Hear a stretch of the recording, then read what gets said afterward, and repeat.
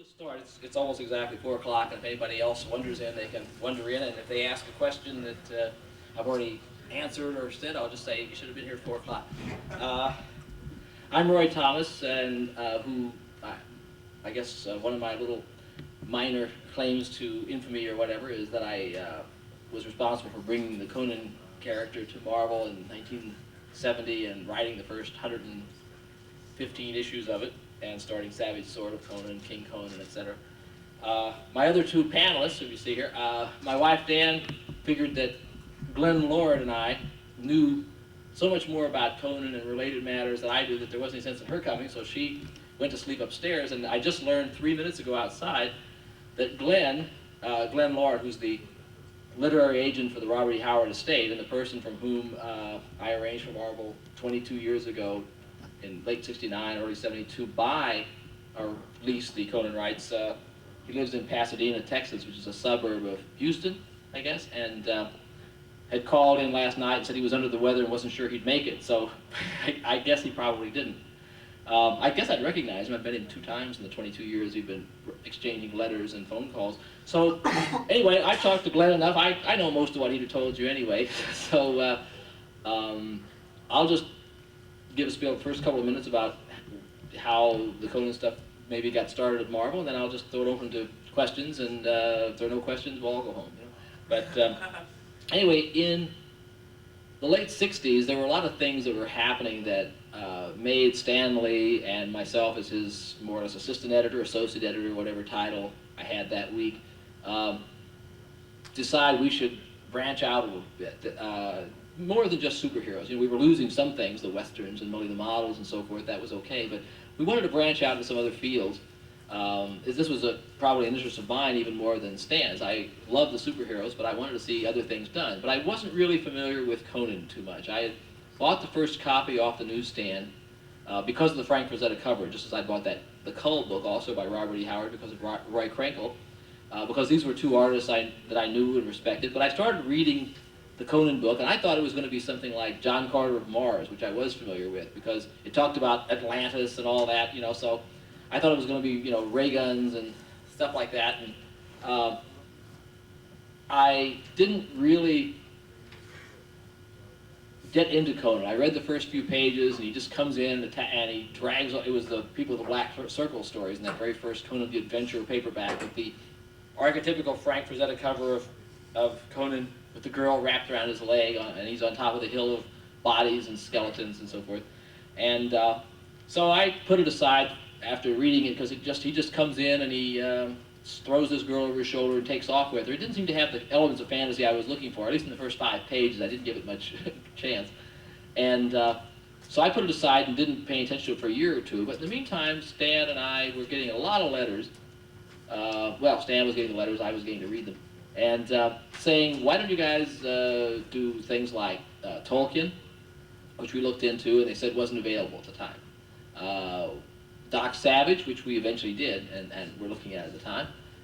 Burroughs, which we looked into, and eventually several years later they did do for a couple of years, although some of the stuff was done, of course, by DC earlier. And also Conan, you know, and at least I knew what that was, Conan and Conan, in a very vague sense. But we didn't figure we could afford Conan, so we were going to get something else. We were going to get Thongar by Lynn Carter, which was sort of half John Carter, half Conan imitation that I saw, and I liked the cover to one of the books that Frazetta also did. In fact, one of them of Thongar riding a pterodactyl. I bought the original oil of and owned for several years after that. And then somehow things got stalled in getting the rights to Thongar. Stan thought that was a better name than Conan anyway, you know. So one day I just read for maybe the first time the introductions that were printed by L. Sprague de Camp in the opening, in the first few pages of all the Conan books. It would talk about who Conan was and who Robert E. Howard was, and at the end it would mention this Howard Collector fan magazine that was put out by Glenn Lord, the literary agent for the Robert E. Howard estate.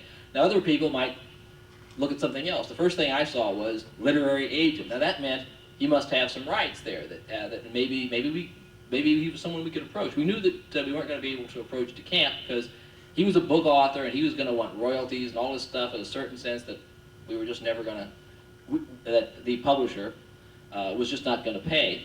it had to be something where the people just wanted it done and thought it might be good without having to get a lot of money for it right away. So I just dropped Glenn a line, because it's address in Pasadena, Texas, same as then in 1969 as it is now. And Glenn was interested. He had the rights to sell the rights to Conan and to the Robert E. Howard stories, if not the ones that DeCamp and Carter and others had been associated with. So we struck a deal. I was authorized to give a very small amount of money, which I just shouldn't reveal. It would be embarrassing anyway, per issue and so forth. And I actually offered $50 a page or $50 a book or something, a little small sum more than I was authorized to. So that's how I ended up writing Conan, because I wasn't planning on doing it. But if I gave it to someone else, and the publisher remembered how much he authorized me to offer per issue, and remembered that I had offered $50, that this was $50 more, he was liable to be upset. He was not known to be a generous man in certain ways, like many publishers who'd come out of the pulp magazines, and comics for that matter. So I decided I'd write the first couple of issues and try to sneak it in there, because then if there was any problem, at least I could take it off my own rate and write a couple of free pages or something. I don't know what rate I was getting, but it was enough that would have added up to a couple of pages probably. And so that was it, basically. And the next thing you know, I found myself writing 115 issues in a row of Conan, and only left because I left Marvel entirely. The couple of years of the newspaper strip, almost all but the last few weeks. And I would have continued that, but, even after I left Marvel, but the editor-in-chief wouldn't let me continue that if I was leaving the company of the comics. The first 60 issues of Savage Sword, the first 8 of King Conan, which later became Conan the King, and a bunch of assorted specials, some 5,000 or 6,000 pages, plus starting Kull and the Red Sonja character and so forth. And that led indirectly to a couple of record albums I worked on in dramatic form with Conan that were dramatizing Tower of the Elephant, or a few original stories, a couple of albums like that, and eventually to being an advisor on the first Conan film, and writing the first 5 drafts of the second film, which became Conan Destroyer eventually, and so forth. And by a strange happenstance, after turning down a chance to do a couple of fill-in Conan books here and there over the last few years, because I didn't want to do one Conan book, I didn't see any sense in it. Finally, a new editor came on who offered me the book entirely back again, and also Savage Sword, which was coming up for grabs. And I said, well, as long as I can sort of be the Conan writer, I said, I'll have a real loyalty, and I'll stay, and I'll do it all, and whether there's any royalties on it or not, and so forth. But I'm not interested in being, I could do it for money, but I have no interest in being a Conan writer, just as I have no interest in being one of 2 or 3 writers of Batman, or Spider-Man, or Superman. I don't like to be one of several people writing a character. I either like to handle it or not handle it. And that was the reason I had sort of turned down chances to do a few things before with Conan. So here I am back, suddenly stuck writing a whole mess of Conan again, and a few issues of Conan the Barbarian have come out, and about 6 months from now, the beginning of Savage Sword, with John Buscema as the artist again, and Tony DeZuniga inking, a team that we did quite a few books together about 10 years ago. And we'll be coming out, and that's it. If there are no questions, we'll go home. Yes? I was wondering, since you did work a little on the films, how you felt about the finished product on Conan. Well, I don't like it much. I like Arnold Schwarzenegger fine. I think he makes a good Conan. What happened to me, I was called in to be advisor to John Milius when he became the director of the first film.